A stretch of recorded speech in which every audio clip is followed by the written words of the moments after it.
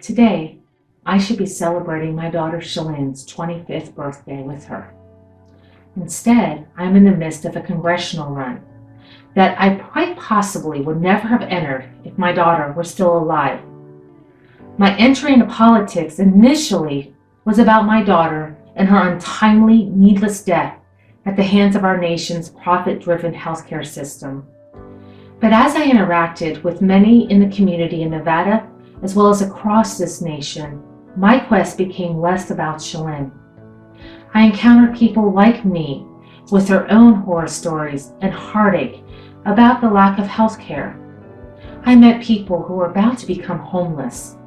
I attended a community gathering to show solidarity for a mother whose African American son died needlessly.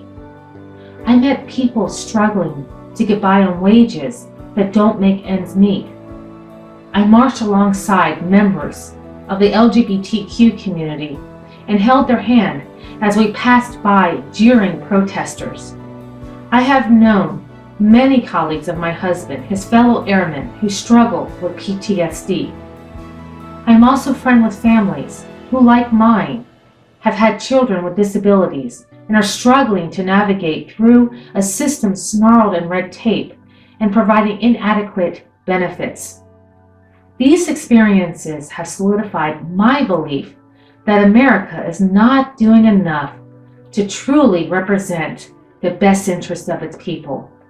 I knew I could not continue my life as if I had never witnessed the pain I've seen.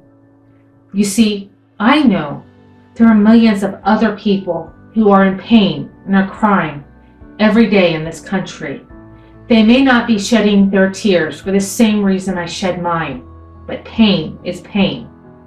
And as we move forward this year in choosing the best candidate to represent our state and by extension America, I urge you to keep the people I've met in mind.